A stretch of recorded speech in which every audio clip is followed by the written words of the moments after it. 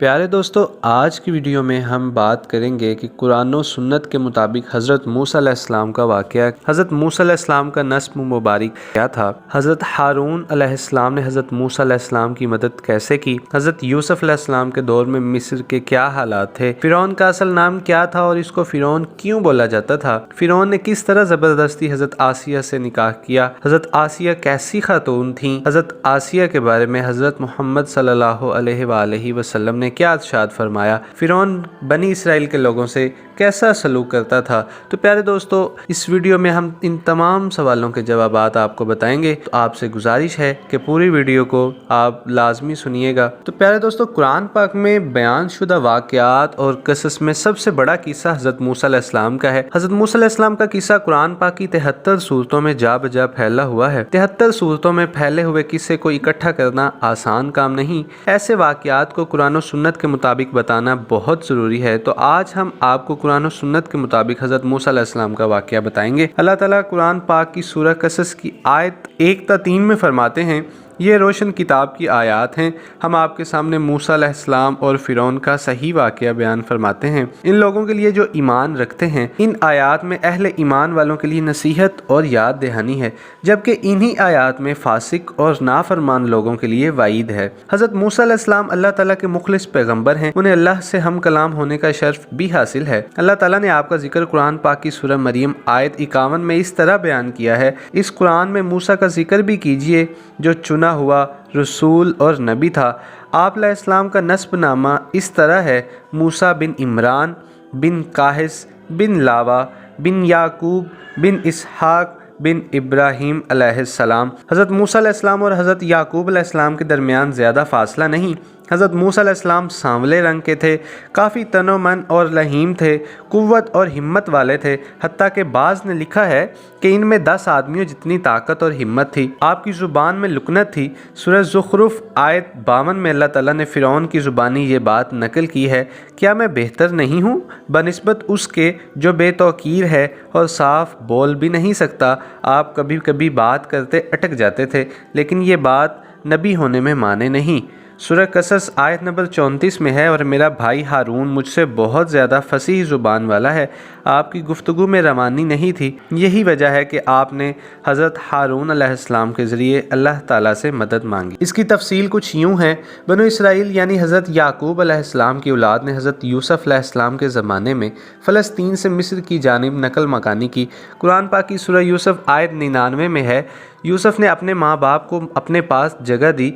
اسی طرح سورۃ یوسف آیت 100 میں ہے، اور اس نے اپنے تخت پر اپنے ماں باپ کو اونچا بٹھایا اور سب اس کے سامنے سجدے میں گر گئے۔ حضرت یعقوب علیہ السلام، ان کی بیوی اور ان کے صاحبزادے سب کے سب ہجرت کر کے حضرت یوسف علیہ السلام کے پاس مصر پہنچ گئے۔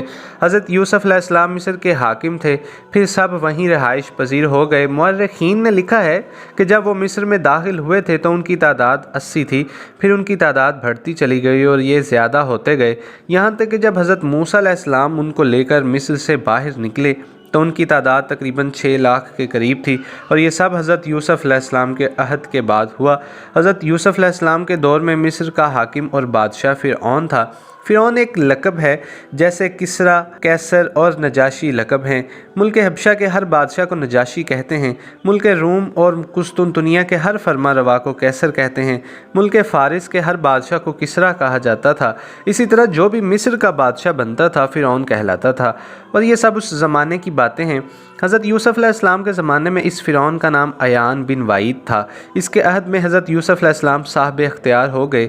یہ آپ کا بہت احترام کرتا تھا، اچھی طرح جانتا تھا کہ حضرت یوسف علیہ السلام اس کے دین پر نہیں ہیں، اس کے باوجود وہ آپ پر اعتبار کرتا تھا۔ آپ ہی اس کی سلطنت کے اہم امور سر انجام دیتے تھے۔ حضرت یوسف علیہ السلام نے اپنی خدا داد حکمت عملی سے ملک کو قحط سالی سے بچایا، بھوک اور افلاس سے نجات دلائی۔ اس لحاظ سے حضرت یوسف علیہ السلام کے دور میں بنی اسرائیل نے شاہانہ زندگی بسر کی۔ ملک مصر میں ان کو اعلیٰ مقام حاصل تھا۔ عیان کی وفات کے بعد قابوس بن مصعب بادشاہ بنا۔ یہ نہایت ظالم، جابر اور مشرک بادشاہ تھا۔ اس نے بنی اسرائیل پر مصیبتوں کے پہاڑ توڑے، لیکن ایسا حضرت یوسف علیہ السلام کی وفات کے بعد ہوا۔ پھر قابوس کی وفات کے بعد ایک اور فرعون مصر پر حکمران ہوا۔ اس کا نام ولید بن مصعب تھا، یعنی قابوس کا بھائی تھا۔ اس ولید بن مصعب کی بیوی آسیہ بنت مزاحم تھی۔ ان کے متعلق حضرت محمد صلی اللہ علیہ وآلہ وسلم کا ارشاد گرامی ہے، مردوں میں تو بہت سے کامل ہوئے لیکن عورتوں میں مریم بنت عمران اور فرعون کی بیوی آسیہ کے سوا اور کوئی کامل نہیں ہوا۔ اور بلا شبہ حضرت عائشہ رضی اللہ تعالیٰ عنہ کی فضیلت تمام عورتوں پر ایسی ہے کہ جیسے تمام کھانوں پر سریت کی فضیلت ہے۔ آسیہ ایک نیک، پاک باز اور مومنہ خاتون تھیں۔ فرعون نے ان کو زبردستی غصب کر کے لانے کا ارادہ کیا، یعنی ان کے باپ سے چھین کر زبردستی اپنے پاس رکھنے کا ارادہ کیا۔ اس پر ان کے باپ نے کہا وہ ابھی کم عمر ہے۔ فرعون بولا نہیں، وہ کم عمر نہیں ہے تو اس کا نکاح حق مہر کے عوض میرے ساتھ کر دے۔ اب آسیہ کا باپ ان کے پاس آیا اور فرعون کے ارادے سے انہیں باخبر کیا۔ انہوں نے کہا کہ میں ایک کافر سے کس طرح شادی کر سکتی ہوں؟ اس پر فرعون نے پورے خاندان کو ہلاک کرنے کی دھمکی دی۔ آخر کار سیدہ آسیہ نے اپنے خاندان کو بچانے کے لیے اس سے نکاح کر لیا، لیکن اس سے حق مہر لینا پسند نہ کیا۔ اس طرح سیدہ آسیہ نے دل سے برا جانتے ہوئے فرعون سے زندگی بسر کی۔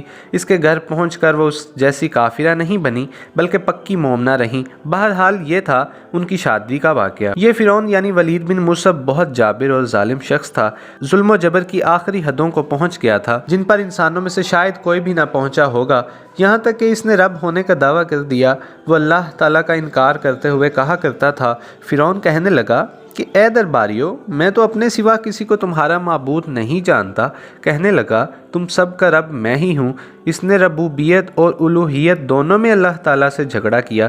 اللہ تعالیٰ قرآن پاک کی سورہ قصص آیت نمبر 4 میں فرماتے ہیں، یقیناً فرعون نے زمین پر سرکشی کر رکھی تھی اور وہاں کے لوگوں کو گروہ بنا رکھا تھا اور ان کے ایک فرقے کو کمزور کر رکھا تھا اور ان کے لڑکوں کو تو ذبح کر ڈالتا تھا اور ان کی لڑکیوں کو زندہ چھوڑ دیتا تھا۔ وہ بلا شبہ فساد کرنے والوں میں سے تھا۔ اس نے لوگوں کے گروہ اور جماعتیں بنا رکھی تھیں۔ فرعون کے زمانے میں بنی اسرائیل سب سے حقیر اور کم درجہ قوم تھی۔